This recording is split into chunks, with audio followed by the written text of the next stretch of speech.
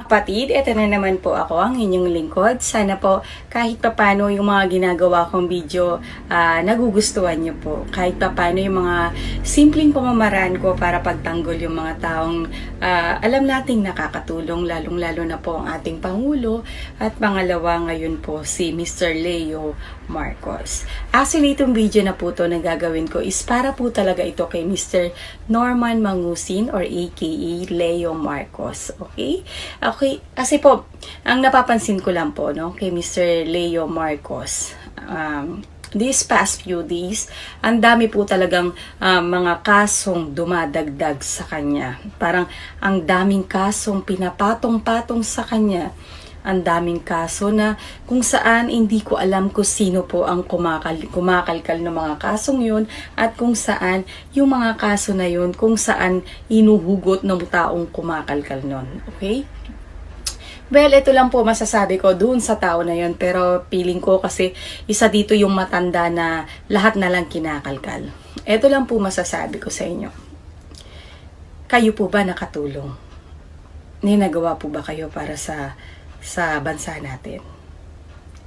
Kahit po ba 1,000 na pinaghati-hati sa ilang, kahit sa dalawang pamilya lang, tigba 500 pesos, nagawa niyo po ba yun? Bakit po ba yung taong wala namang ibang hangarin kung hindi ang makatulong? Bakit siya po yung inyong kinakalkal? Bakit siya ang inyong inahanapan ng butas? Ano po bang nagawa sa inyo ni Mr. Leo Marcos? Inagrabyado niya po ba kayo?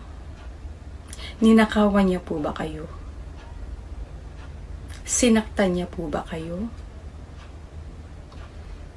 Bakit po ba sa kabila ng ginagawa natin, imbis na pagpasalamat natin yung kaunting grasya na naitutulong niya sa bawat pamilya, sa mga frontliners na kahit papano natatawid ang gutom nila, sa mga pinaglululuto or ginagawang pagkain ni Mr. Leo Marcos na siya pa mismo ang naghahatid sa bawat frontliners? Bakit sa kabila ng lahat na pwede siyang maawaan, minsan nakikita natin hindi pa siya nakamas? Hantuhan kung iabot niya po ang tulong niya. Hantuhan kung iabot niya po ang pagkain na para sa mga frontliners. Sa kabila ng lahat, hindi niya iniisip na one of these days baka siya ang maawaan. Nakipag-iwalay siya sa asawa niya dahil sa kagustuhan niyang makatulong sa mga kapwa niya. Siguro kung ganyan po siya dahil siguro naramdaman niya na minsan naging mahirap din siya, na ngayon nagkaroon ng kahit konti. Siguro kaya niya rin po ginagawa itong mga bagay na to. Siguro gaya nga ng iniisip niyo, baka meron siyang mga nagawa before na kasalanan na kung saan ito yung paraan niya para makabayad. Ito yung paraan niya para makabawi sa mga kasalanang nagawa niya before. Pero bakit imbis na pagpasalamat natin yung bawat butil ng bigas na binibigay niya kahit sa bawat pamilya? Bakit ba binabatikos pa natin siya? Bakit ba hinahanapan natin siya ng butas? Bakit ba pilit natin nilulugmok yung taong wala namang ginusto kung hindi makatulong? Yung taong halos hindi na natutulog. Yung taong umiiyak na lang ng pansarili na. Kaya sana po, ang hiling ko lang dun sa mga taong bumabatikos kay Mr. Norman Mangusin, hayaan nyo na ang batas ang kumalkal kung ano ang dapat kalkalin. Huwag na kayong makigatong. Wala po kayong magandang naitutulong. Hindi ngayon ang panahon na yan para magbatikusan. Sir Leo Marcos, ito lang po ang masasabi ko sa iyo. Hindi ko po kita kilala personally, pero isa lang po ang imensahe ko para sa iyo. Laban lang, sir. Lahat ng pagsubok, may magandang bukas. Amen. In God's will, lalabas ka rin, sir. Ay, magandang hapon po sa inyong lahat ng mga followers ko. Okay, this is my new challenge today. Pero bago ko po sabihin yung aking new challenge, gusto ko muna kong pasalamatan yung mga kaibigan ko at yung ibang mga mayayaman na nag-message sa akin na sila din daw ay sumagot sa aking mga challenge. Mabuhay po kayong lahat. Ha? Pero ito po, naisip ko lang, kung gaano po bang katagal ang itatagal nitong epidemya natin sa bansa. At doon po sa mga mayayaman, makakasurvive po kami. Doon sa mahihirap, may mga mayayamang tutulong para makasurvive din. Ang tinatanong ko po dito is yung mga ordinaryong empleyado. Yung mga ordinaryong empleyado na nagtatrabaho hindi ho sa malaking kumpanya, kundi yung mga katamtamang business lang, katulad ng mga salon, botika, yung mga barbershop, yung mga operator ng jeep, operator ng taxi.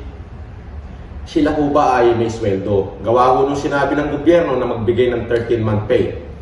Pero parang hindi po yata kakasya yung 13-month pay, pati na rin yung ayuda ng gobyerno kung sakali pong magtuloy-tuloy itong enhanced community quarantine.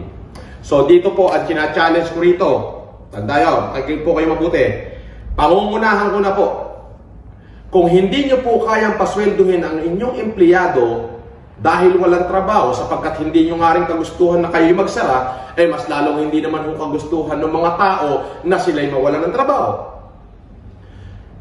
Pareho pong hindi natin kagustuhan. Pero sino po ba ang dapat umunawa? Ang dapat po bang umunawa ay yung empleyadong manggagawa lang? O yung mga amo na siyang nagbibigay ng hanap buhay para sa mga manggagawa? Vice versa.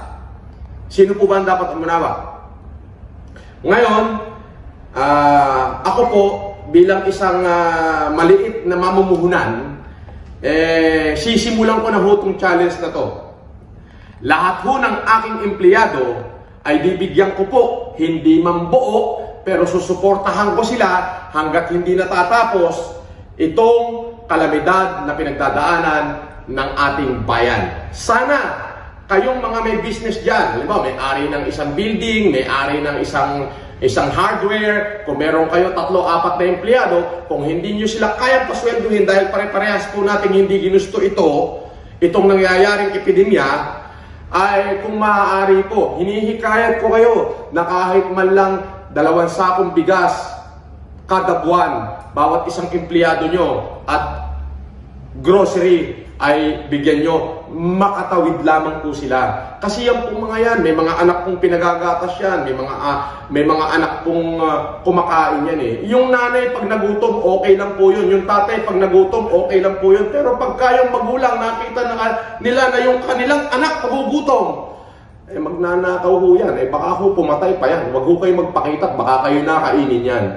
Eh yun ho ay hindi ho biro. Kumbaga, alam po natin na mga kababayan na hindi ho biro itong nangyayari sa atin eh. Ako na nga ho eh. Ako na, andito na ako sa aking safety place para ho kong hari dito eh. Kumbaga, pengin pagkain, pengin kape, pengin tubig. O, bigyan ko kayo sample. Labatar ko mo ako tubig.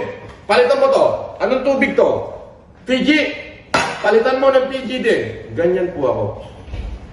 Pero, ang dine-demonstrate ko po, tayo makakasurvive.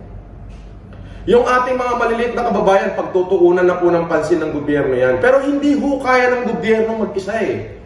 Hindi ho natin kaya. First of all, there is no income coming to the government.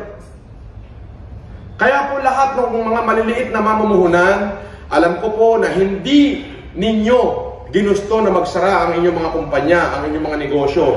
Lalong hindi rin naman ho ginusto ng ating mga kababayan na katulad ho ng mga maliliit lang ang hanap buhay. Karin tubig.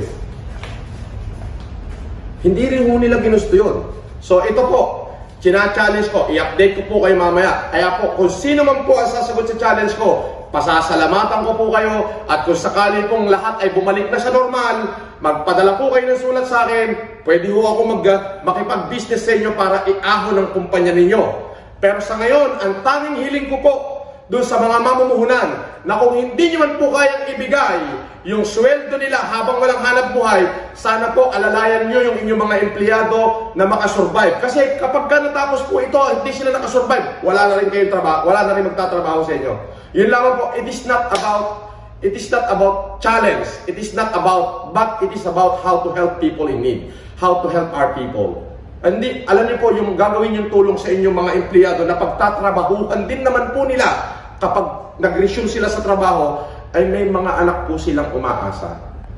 The moment na hindi ho tayo tumutulong at the moment na nanahimik tayo, hindi lang ho yung COVID-19 ang problema natin. Ang malaking problema natin yung logistic, yung buhay ng tao, sapagkat hindi po sila mamamatay sa sakit, sa gutom, o baka mabaril sila dahil magnanakaw sila para pakainin lang yung kanilang pamilya. Abangan niyo po yung susunod kong challenge. Mabuhay po kayong lahat at magandang araw po. Salamat.